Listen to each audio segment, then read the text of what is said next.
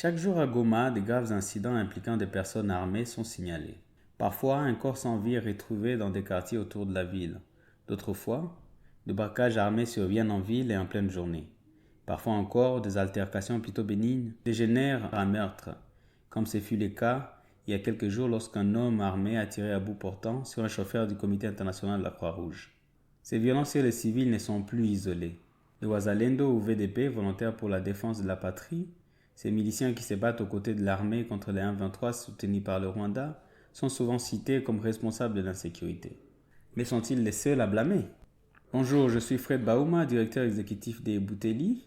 Vous écoutez le 15e épisode de Pona Biso, sur l'audio des Bouteli et des groupes d'études sur le Congo, qui donne notre point de vue sur une question d'actualité en RDC.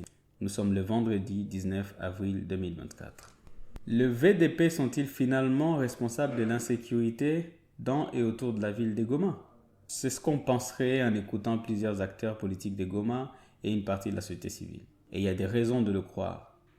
Mais d'autres facteurs pourraient aussi justifier le regain d'insécurité dans la ville de Goma. Pour commencer, il convient de rappeler que les assassinats ciblés ne sont pas une réalité nouvelle à Goma. Et bien qu'au cours des dernières semaines, la situation se soit fortement dégradée et le groupe armé semble opérer plus librement. Les Wazalendo paraissent être la cible facile pour porter les blâmes. D'une part, cette appellation englobe aussi bien des groupes structurés avec une chaîne de commandement relativement claire, comme l'Alliance des Patriotes pour un Congo libre et souverain APCLS de Janvier Karahiri, ou encore la coalition de mouvements pour le changement CMC de Gilles Moulumba. Mais Wazalendo décrit aussi d'autres individus qui, au fort de l'agression rwandaise, ont décidé de prendre les armes. Cette prolifération de groupes d'autodéfense a accentué la circulation incontrôlée d'armes, y compris dans les mains des civils. Récemment, sous pression, certains groupes armés ont instruit leurs combattants de ne pas circuler avec les armes dans la ville. Le gouverneur militaire, dans une rencontre, a réitéré le même message au VDP, mais également au FARDC. Car les Wazalendo ne sont pas les seuls responsables de l'insécurité dans la ville de Goma. Depuis le début de la guerre, et surtout depuis que le M23 a quasiment assiégé la ville, Goma est surmilitarisée. En plus des casques bleus de la MONUSCO, de militaires burundais, de la mission de l'Afrique australe, SAMI RDC ou encore des instructeurs militaires, la ville connaît une forte concentration de FARDC, incluant certains militaires indisciplinés, des déserteurs et d'autres qui sont longtemps restés dans des zones d'opération. Plusieurs incidents récents et a conduit à la mort des civils impliquent des FARDC issus de diverses unités. Plusieurs parmi eux ont été arrêtés et au moins un a été condamné à mort.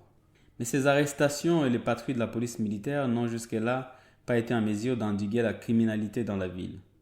Selon certains responsables politiques, la relève au sein des unités présentes à Goma pourrait permettre de réduire la violence. Mais au-delà de Wazalendo et de FARDC, la grave crise humanitaire autour de la ville de Goma n'offre pas de meilleures conditions pour la sécurité. Cette ville d'un peu plus d'1 million d'habitants a en quelques mois accueilli plus de 500 000 personnes dans des camps déplacés. Dans ces endroits de misère circulent librement des hommes armés, parfois en tenue civile.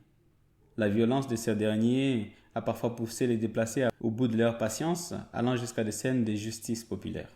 Enfin, la violence permanente dans la ville de Goma renforce l'idée d'une guerre d'usure qui pourrait pousser les populations civiles à se révolter contre ceux qui ont le mandat de les protéger. Dans ses déclarations récentes, l'Alliance Fleuve Congo de Corneille Nangaa n'a pas hésité de surfer sur cette situation pour renforcer son discours de pseudo-libérateur. Dans une manifestation organisée cette semaine à Goma, les mouvements citoyens et organisations de la société civile ont demandé des mesures concrètes, notamment le remplacement de l'actuel maire de la ville. Ils ont été arrêtés et ont passé des jours en détention avant d'être libérés. Si le gouvernement continue d'ignorer ces voix, il risque de perdre le soutien populaire dont il a grandement besoin. Vous pouvez rejoindre notre fil WhatsApp en envoyant GEC ou Ebouteli au plus 243 894 110 542 pour recevoir Pona Biso chaque vendredi sur votre téléphone. À bientôt.